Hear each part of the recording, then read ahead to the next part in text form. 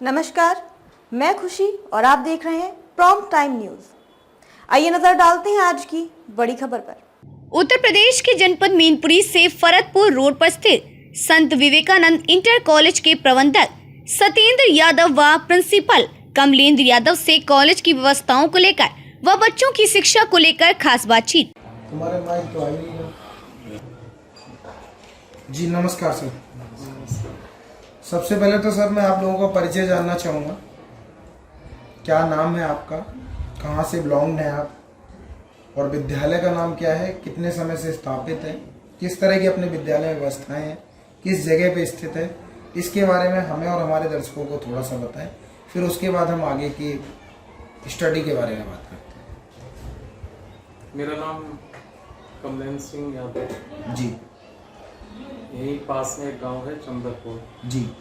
चाचा के पास गांव में रहता हूँ। जी मेरा निवास स्थान यही गेट के बाहर बिल्कुल है, यहाँ पे रहता है। वैसे गांव में किस पद पर हैं आप यहाँ पर? मैं यहाँ प्रिंसिपल के पद पर हूँ। जी सर, आपका?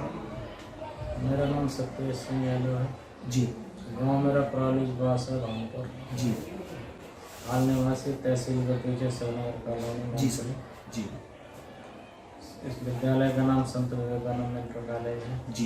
इसमें मैं प्रबंधक हूँ। बिल्कुल सर। तो प्रिंसिपल सर, आपसे मेरा सवाल ये है, क्योंकि सारी जो स्टडी की फैसिलिटीज़ हैं, जो व्यवस्थाएं हैं, वो कहीं ना कहीं आप ही देखते होंगे। हाँ। तो किस तरह की अपने विद्यालय में व्यवस्थाएं हैं और किस तरह से आप स्टडी कराते हैं बच्चों को, उसके बारे में थोड़ा सा आप हमें विस्तार से बताएं।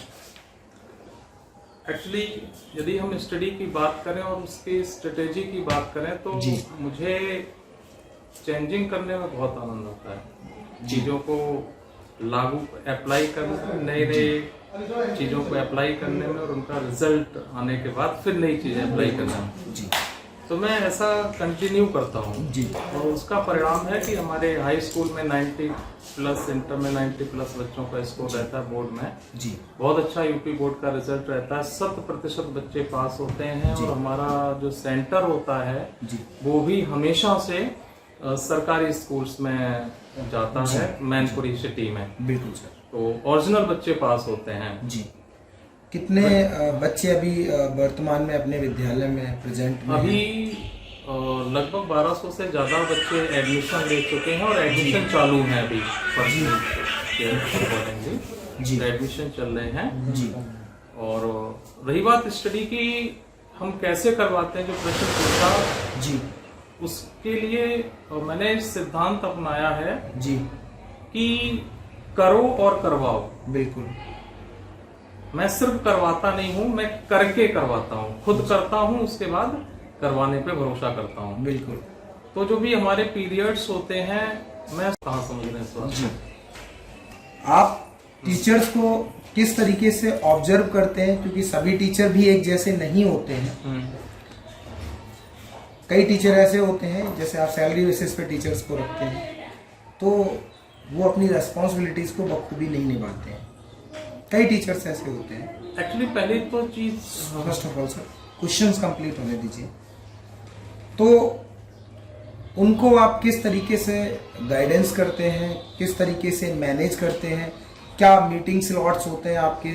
मीटिंग्स में किस तरीके से आपके द्वारा एडवाइस दी जाती है कि वो बच्चों को बेहतर बनाएं? क्या किस तरीके से बताएं सर? एक्चुअली जब हम टीचर अपॉइंटेड करते हैं तो इस बात का विशेष ध्यान रखते हैं कि जो हमारे यहाँ ओल्ड टीचर्स हैं, एक्चुअली काफी टीचर्स, अच्छा स्टाफ होने की वजह से हर साल टीचर्स निकल जाते हैं। जी। निकलने का मतलब उनका सिलेक्शन होता रहता है। जी।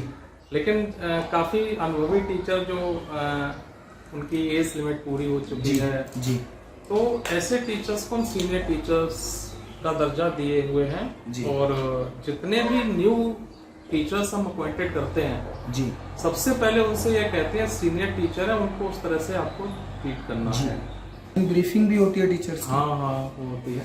इसके अलावा जब मंथली हम एक मीटिंग ऑर्गेनाइज करते हैं, जी, उस मंथली मीटिंग में उनका मतलब डेमो क्लास के जरिए भी हम मीटिंग से पहले एक डेमो क्लास दिलवाते हैं जो सीनियर टीचर्स हैं जी कि आपको कैसे टीच करना है। जी सर, अभी आप प्रिंसिपल हैं, आप भी कभी स्टूडेंट रहे होंगे, हाँ। तो कई बार होता क्या है कि जो बच्चे होते हैं वो वीक तो नहीं होते हैं, लेकिन उनके अंदर एक डर होता है।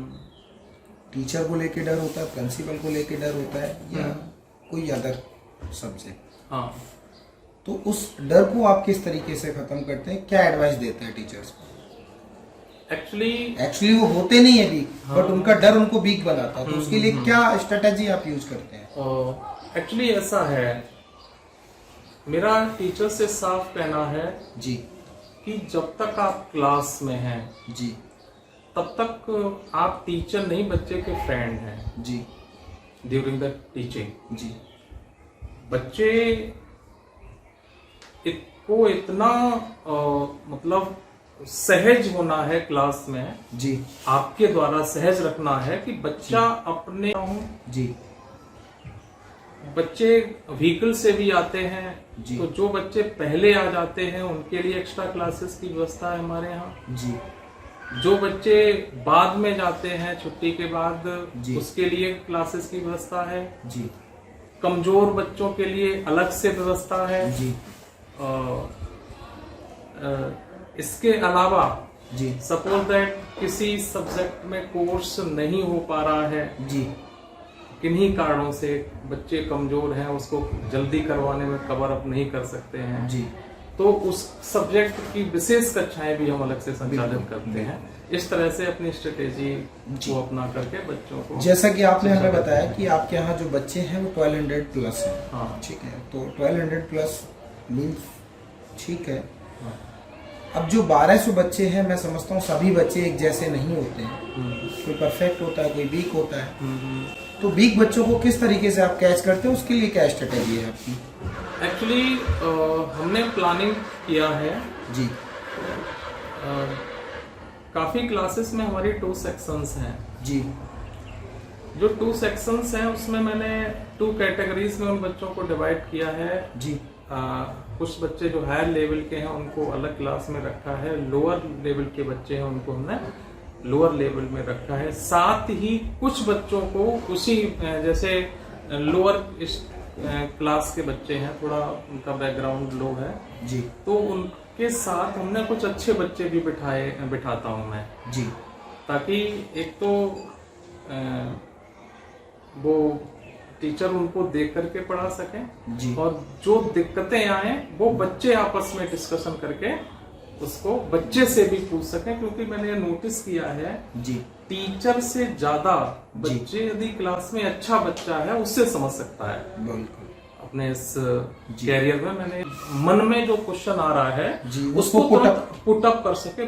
जी। हम बोलते हैं कि ऐसा बिल्कुल सब आप- होता है क्लासेस, हाँ? इफ यू डोंट माइंड, ऐसा होता है? नहीं बिल्कुल चलिए। I do this Yes. And my all teachers Okay. Also do this. Okay okay तो ऐसा होता है जी। And I suppose that all my students, yes you know, it is UP board school and I am lucky to be the part of this school and I feel proud that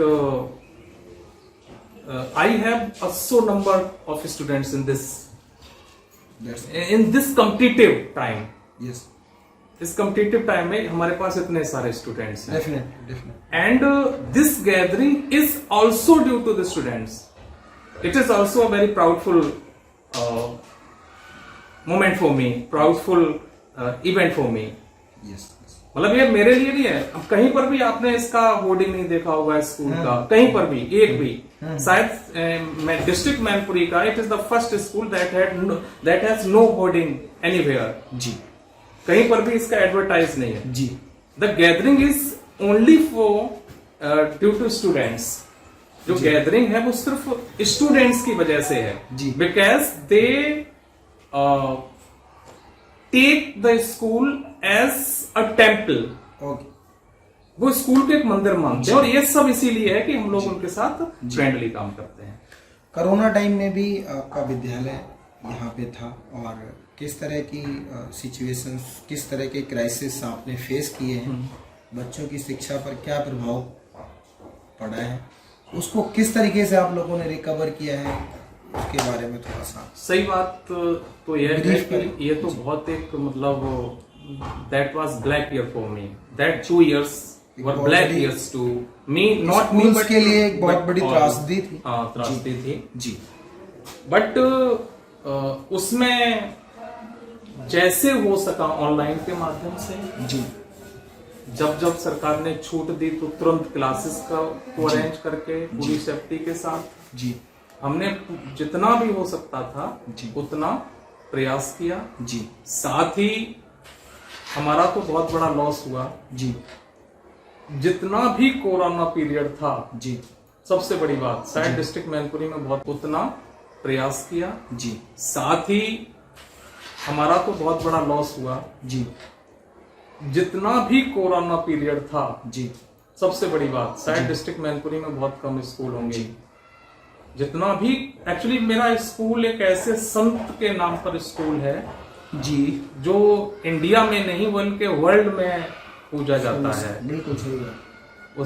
उस शख्स के बारे में जी स्वामी विवेकानंद विवेकानंद जी के बारे जी, में जी। तो मेरा छोटा सा प्रयास है, तुच्छ प्रयास है कि मैं उनके पद चिन्हों में चलने का प्रयास कर रहा हूँ। बहुत वो बहुत बड़ी पर्सनैलिटी है, हम कुछ नहीं है, लेकिन मैं कर रहा हूँ। उन्होंने पूरा जीवन अपना 15 अगस्त पर आप किस तरीके से, एक मिनट पूरा आंसर नहीं बिल्कुल होता है। बिल्कुल बोलिए जी। तो उसमें जो फीस थी, जी मैंने एक भी पैसा फीस स्टूडेंट से नहीं ली जी। जब तक स्कूल बंद रहा जी पूरा, यहाँ तक कि बहुत सारे समय आने वाला है, उस समय में किस तरह के आप विद्यालय में सांस्कृतिक कार्यक्रम कराते हैं? एक्चुअली किस तरीके जो से? सांस्कृतिक कार्यक्रम ऑर्गेनाइज करता हूँ 15 अगस्त और 26 जनवरी को, वो उसके बड़ा जील के साथ, बड़ा उत्साह के साथ हम लोग उसको सेलिब्रेट करते हैं जी। उसके लिए हम तैयारी करवा रहे हैं और उनको अच्छे से ऑर्गेनाइज कर रहे हैं। देखिए, जैसा कि आपका इंटरव्यू हमने कंप्लीट किया है यहाँ पर और हमारे दर्शक भी आपको देख रहे हैं, तो एक बार आप जो अपना विद्यालय जहाँ पर स्थित है वो लोकेशन और विद्यालय का नाम और अपना कांटेक्ट नंबर, अगर एडमिशन के लिए कोई आपसे कांटेक्ट करना चाहता है तो ये सारी चीजें आप मेरे को एक बार ब्रीफ कर दीजिए। अच्छा, मेरे विद्यालय का नाम जी बहुत प्रतिष्ठित नाम है, जिसको हम सबसे ज्यादा गर्व से कह सकते हैं, संत विवेकानंद आवासीय विद्यालय जी। ये फरतपुर रोड संसारपुर पे स्थित है, जो मैनपुरी से फरतपुर के लिए रोड जाती है, जी यहाँ स्थित है। बिल्कुल। और कांटेक्ट नंबर एक बार। 89 जी 09 जी 90 जी 08 जी 56। एक बार अगेन रिपीट कर दीजिए सर। 89 जी 09 जी 90 जी 08 जी 56। थैंक यू, समय दिया। नमस्कार आपको और आपके दर्शकों को जी नमस्कार, प्रणाम जी। शुक्रिया। खबरों में अब तक के लिए बस इतना ही, फिर होगी आपसे मुलाकात ऐसी ही एक बड़ी खबर के साथ। तब तक के लिए नमस्कार और देखते रहिए प्रॉम्प्ट टाइम न्यूज़। ऐसे ही लेटेस्ट अपडेट्स के लिए हमारे चैनल प्रॉम्प्ट टाइम न्यूज़ को सब्सक्राइब करें और बेल आइकन प्रेस करना ना भूलें।